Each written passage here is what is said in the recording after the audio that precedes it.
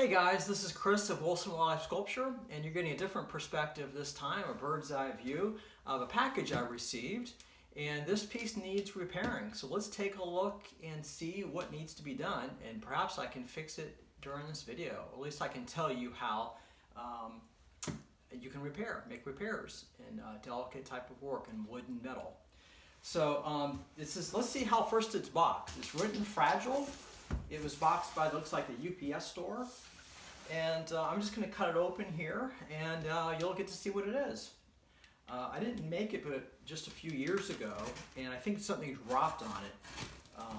So I'm going to make these repairs for my collector. And also, they want a stone base for the piece. So just very carefully, just cut the box. Let's see if it's boxed within a box. How I box.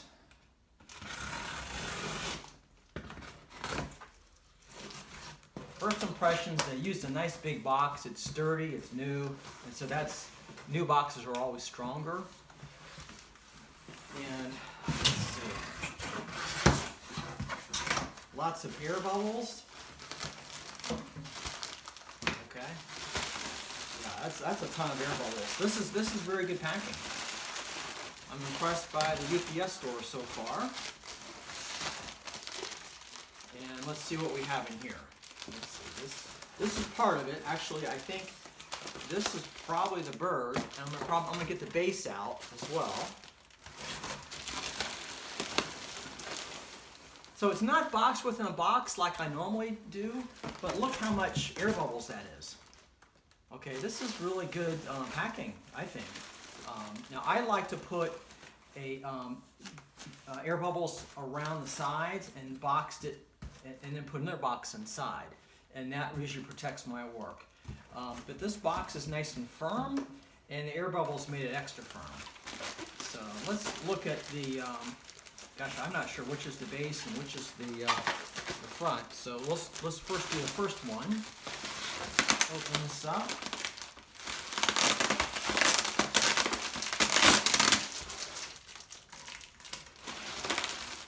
Nice that the tape comes off the air bubbles.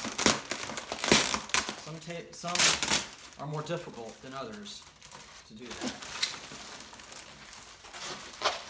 So that was the outer layer of foam, and this inner layer of foam, I like to reuse things like tape and stuff. So I'm just putting it to the side here.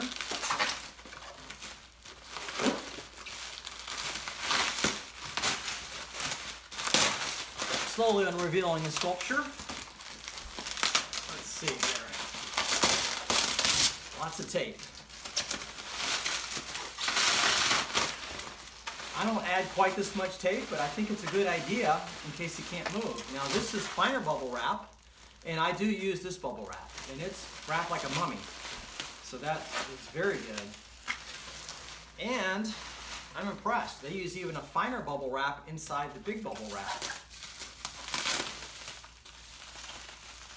Take a look. This is going to be the base. I can feel the weight of it. And I can remember making it as well. This bubble wraps really, really well. So here we go. It is a piece of maple. Okay? And I sanded parts of it, signed it, and there's some spalting on it. I made my own moss, and here's the hole. So the base looks fine, no breakage or anything. Since part of it's natural, I do see some little flakes of bark that came off, but I mean, very, very small. So let's look at the other piece, which has got to be the bird. And also, this is probably the piece that needs repairs. I'm going to add a stone base to that wood base underneath. One thing they asked for.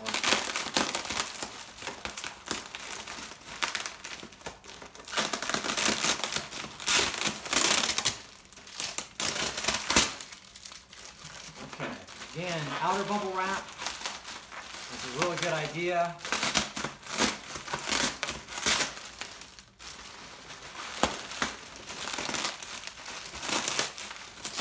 What kind of bird do you think it is?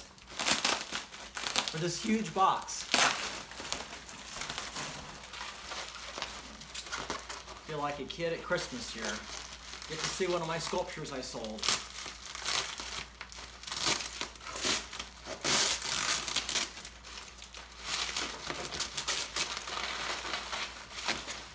I thought it'd be a lot easier unpacking this piece.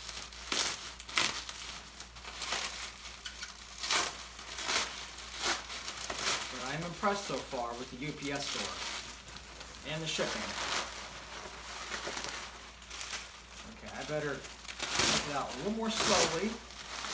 I know it has repairs to be done.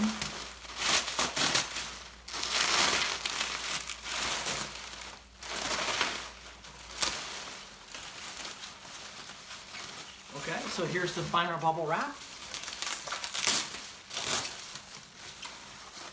I'm just going to unwrap it slowly so I can find my subject matter. Look at all that bubble wrap, and there's one more thing of bubble wrap. This is taped together.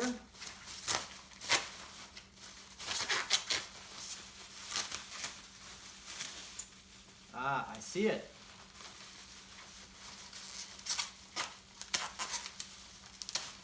For that big box, you can see it takes a lot of bubble wrap. If you want to really pack safely, it does take a lot of bubble wrap these days because people do throw boxes, unfortunately, and I have had things damaged.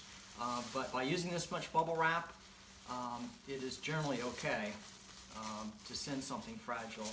So this is what it is. I don't know if you can see it yet. It's a hummingbird. So far, there's no damage. The bird looks like it's in good shape. Flower up here looks good shape, so that's good. Actually, I already know kind of because I sent a photograph of the piece, what I need to do. And it looks like probably the orientation. Nothing's really broken. I just see some of the metal being bent. So let's take a look at that. You have to look at it in the base to do that. It was wrapped a little bit tightly, so it looks like some of the metal broke. And it looks like immediately I look down here, it looks like that bent down there. It looks like I may have to rebend that piece. But let's see the orientation of it. I think this is about right. I would just move some of these leaves up. What you do is you use your thumb and an index finger. I'm going to show this a little bit closer so you can see now details of the bird. Okay, and there's the base. So by fixing it, I do need some touch-ups on this. I'm going to bend it gradually. This is brass, so it does have nice give on it. And I'll just bend these. It looks like the flowers are okay. I made this one out of copper just for effect. But it looks okay. It looks like it was just bent a little bit, so I need to stand it up and make sure the bird is perched and it is nice and level. And she wants a stone base. So repairs really are, I don't see much. Just touching up some paint and bending some of the leaves. I may have to bend the stem too. This is hollow tubing. Okay, my stem, I can't heat it up like how I made it with a torch because it's already painted. So very careful, I'll use my thumb and index finger and gradually bend so I can get the right orientation of the bird. But this is all carved wood, the flowers, the bird.